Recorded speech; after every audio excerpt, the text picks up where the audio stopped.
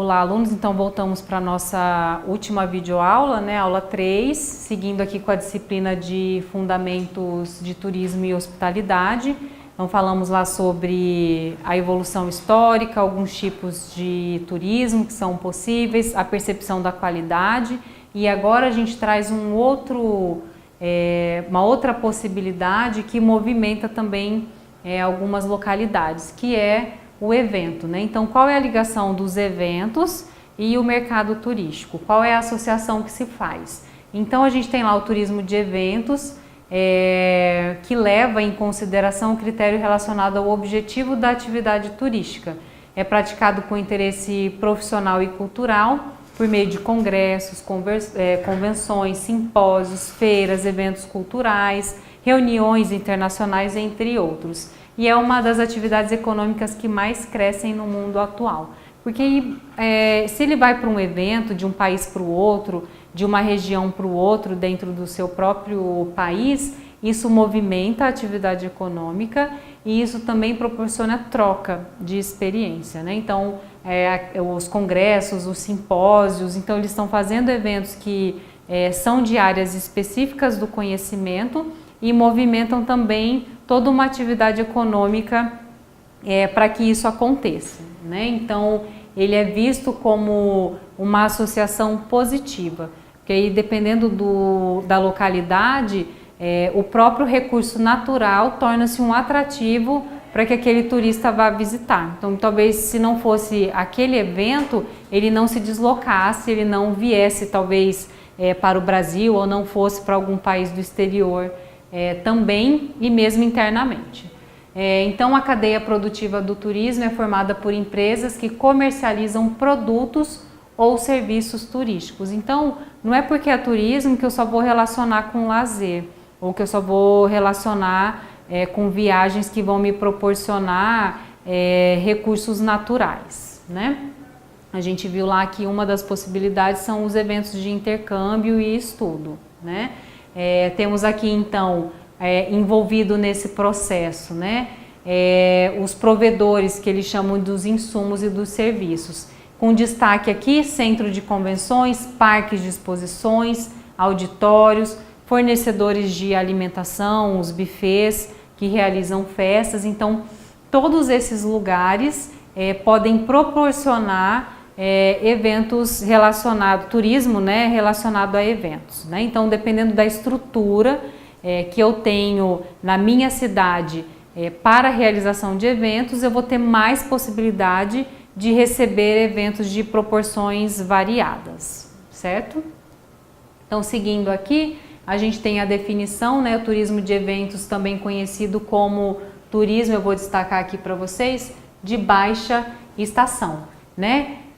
Por quê? Por ser responsável por manter em movimento as atividades no setor durante os meses em que o turismo é mais fraco, né? Então, a gente tem a questão da sazonalidade, por exemplo, período de chuva, de muito frio, de seca. Então, dependendo do que o meu produto oferece, nesse período a gente tem uma interferência que é sazonal, que é relacionada ao clima, que não vai favorecer naquele momento aquele produto que eu tenho ali, né? Não vai ser um atrativo.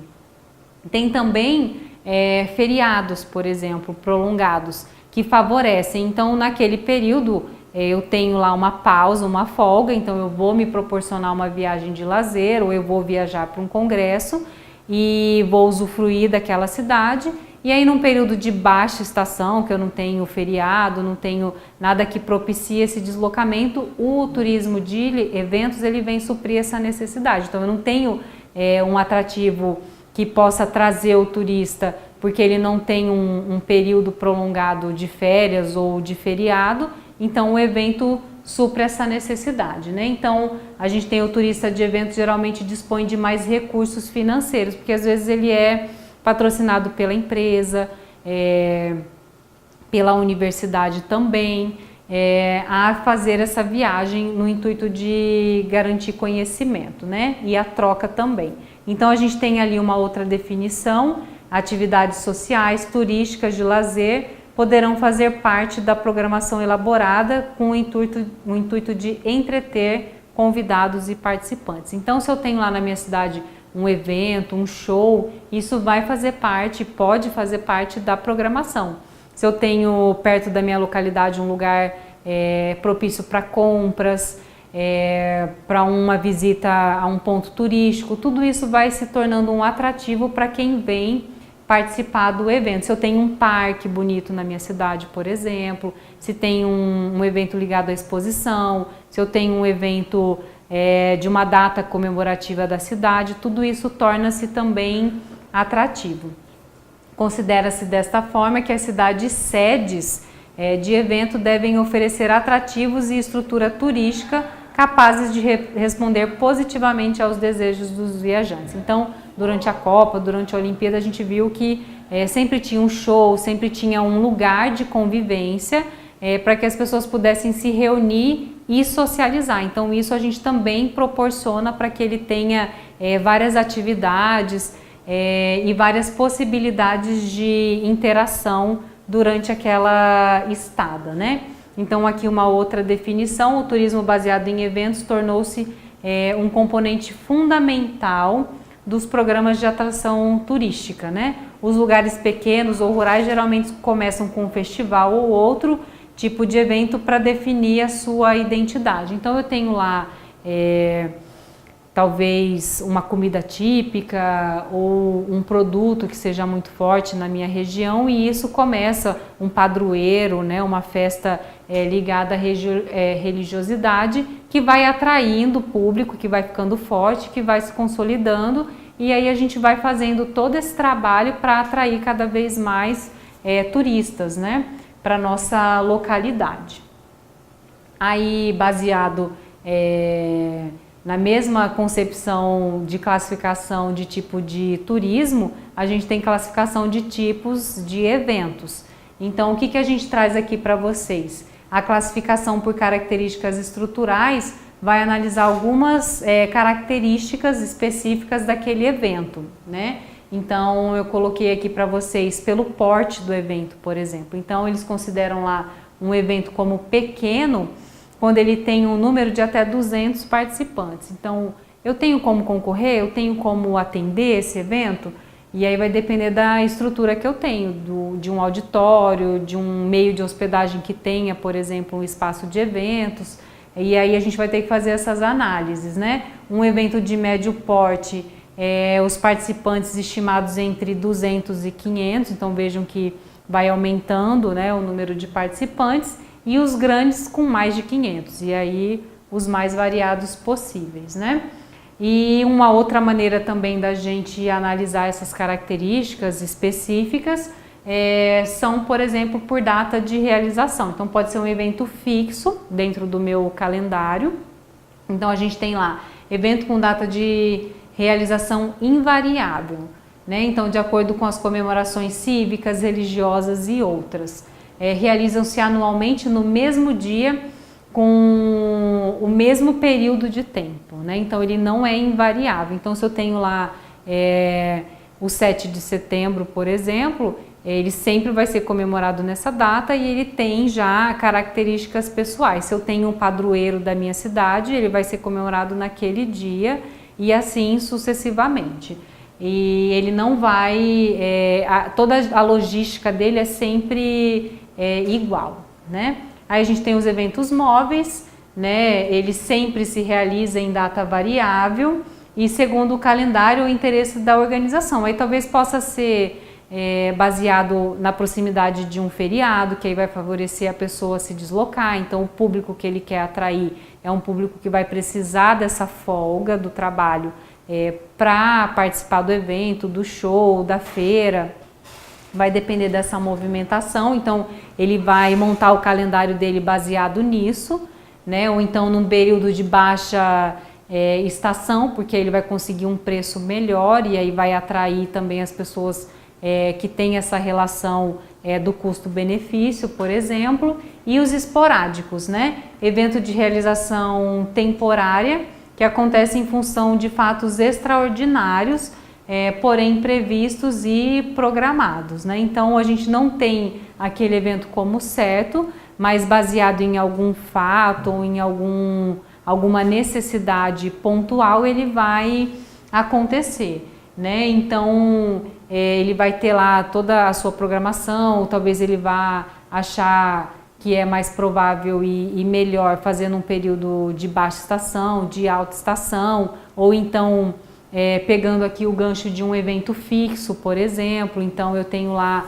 uma grande movimentação de pessoas na minha cidade para um determinado evento, e aí eu faço algo associado que vai também atrair esse público e que ele vai poder me consumir aquilo que eu colocar à disposição dele naquele período. Então são várias as leituras que a gente pode fazer para tentar entender qual é o turista que vai nos procurar, qual é a necessidade do evento dele e o que a minha localidade tem para oferecer de melhor dentro do contexto que ele precisa realizar naquele momento. E aí também classificação por área de interesse. Então a gente já viu ali o porte, a gente já viu a questão das datas, né, que pode ser uma classificação, e aí também por área de interesse. Lógico que quando a gente for aqui para a área de interesse, a data também vai, né? Vamos supor que tenha um evento muito grande acontecendo na cidade naquele momento, naquela cidade. A gente não vai ter espaço disponível, então a gente vai ter que trabalhar ou mudando data ou vendo uma outra possibilidade, um outro lugar.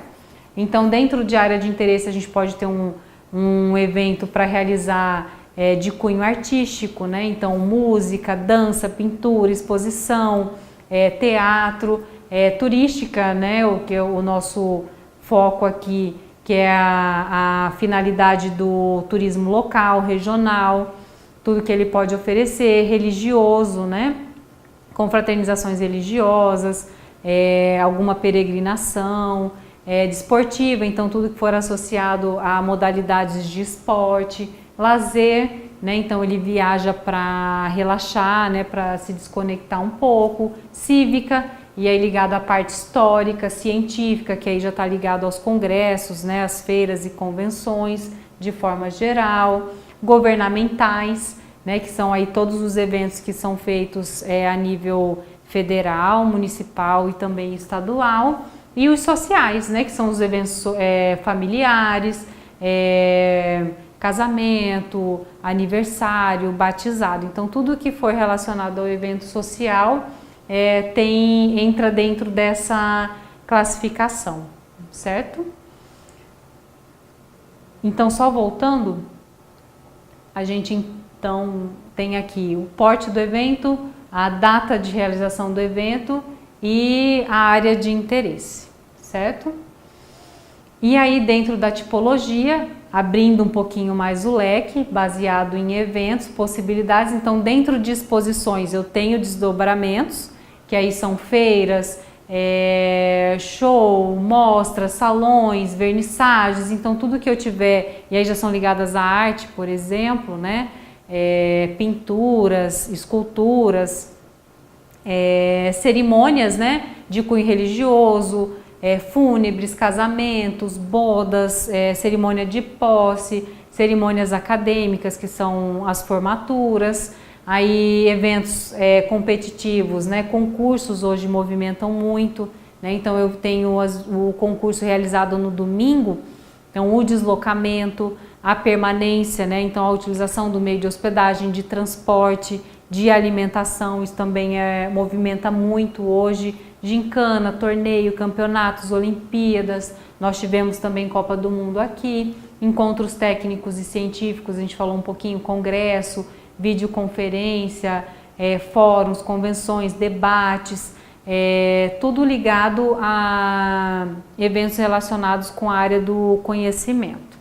E lançamentos, né, de pedra fundamental, que é quando a gente vai inaugurar uma obra, então isso é um evento a ser feito, lançamento de livros, de empreendimentos mobiliários, de maquetes, de produtos, de serviços, então tudo isso movimenta um mercado turístico relacionado ao evento que será realizado. Então se eu tenho lá um evento social, por exemplo, uma cerimônia de casamento, e eu tenho convidados que não são da minha cidade, eles podem se hospedar num hotel, aí eles vão utilizar o transporte, eles podem aproveitar, talvez nunca tenham vindo a esse local onde eu moro para conhecer, para estender um pouco a viagem. Então tudo isso a gente precisa entender como possibilidade de potencialidade para desenvolver alguma atividade turística na nossa localidade.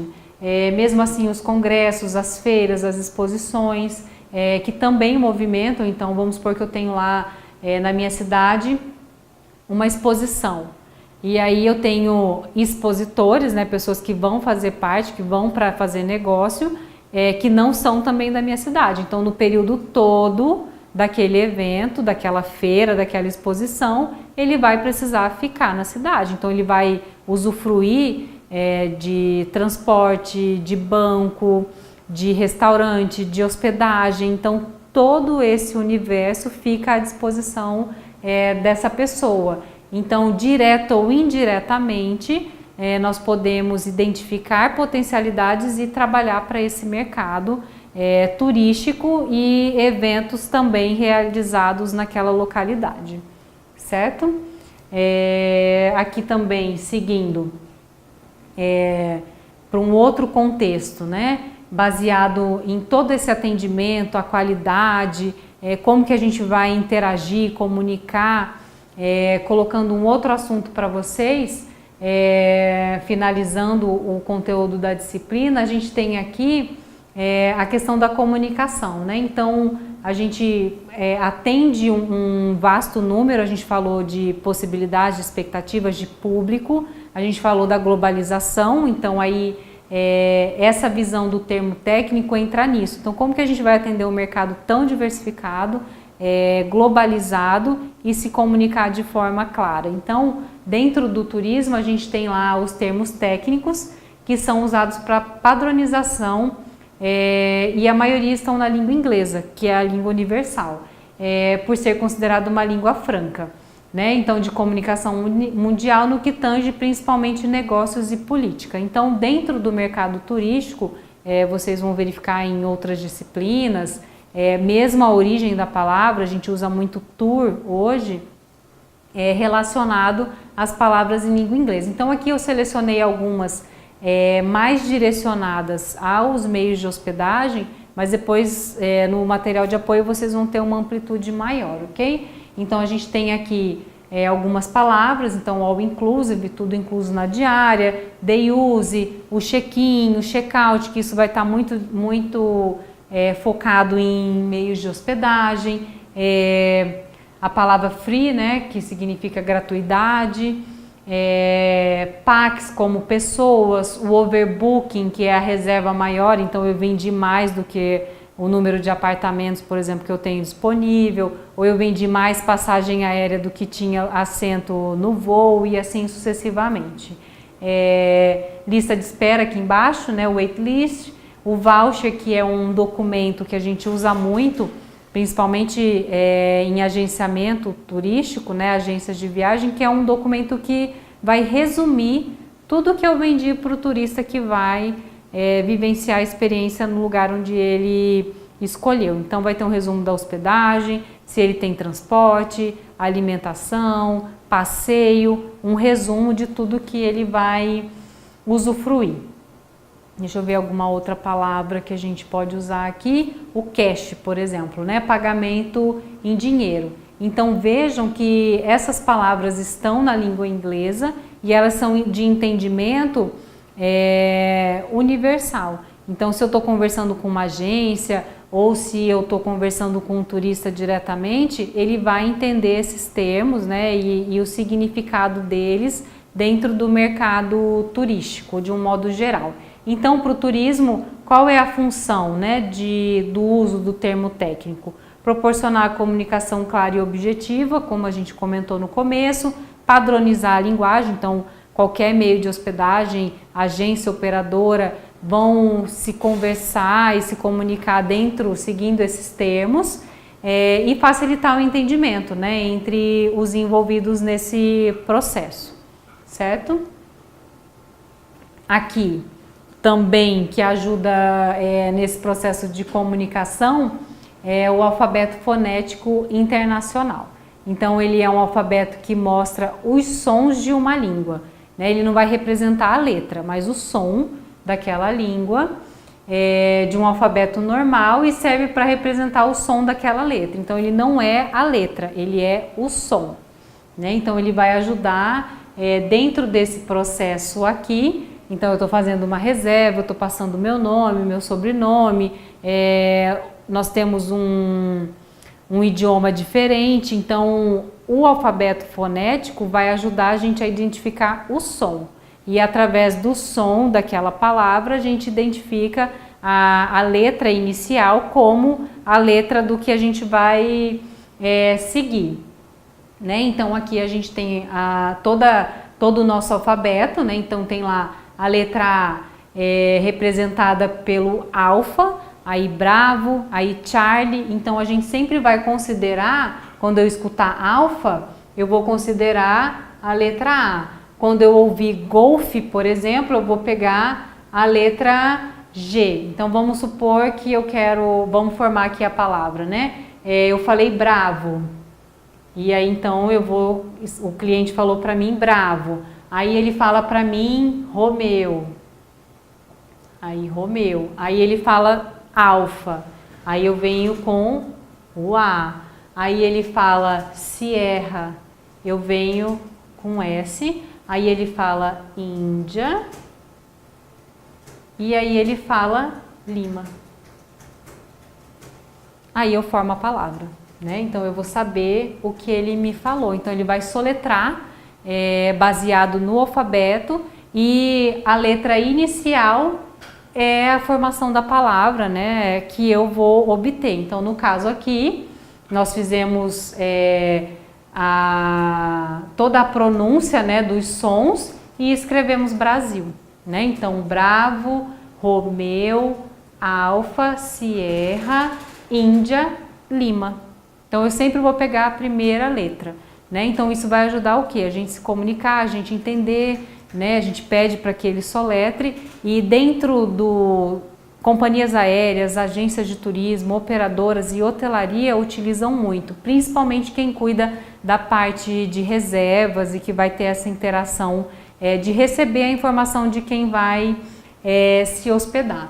Então isso vai ser algo que com o dia a dia da profissão vocês vão se familiarizando e vão assimilando os conceitos, né? Mas sempre como consulta, né? Isso fica também para vocês como um material de consulta. E aí, finalizando a nossa terceira videoaula, né? Fechando esses conceitos de turismo, hospitalidade, tipos de eventos, né? A importância desse mercado de eventos associado ao turismo, os tipos de turismo, o que a minha região tem de potencialidade para oferecer, baseado nesses conceitos, o que mais ela pode oferecer, né? Ela pode ser lá riquíssima em recursos naturais, mas também culturais, né? Ou então em pesquisa, por exemplo, pode ter algo que atraia, né, o público para pesquisa. Então, como reflexão dessa nossa terceira videoaula, a gente fala, né? O que é o meu produto ou serviço? O que ele faz? Então, se eu não conheço, dificilmente eu vou conseguir vender ou fazer com que a pessoa entenda ou goste ou tenha interesse de conhecê-lo, né? Em que ele é diferente de outros produtos e serviços? Então, qual é a variedade, né? O que ele pode oferecer de diferente? Qual é a experiência que ele vai proporcionar?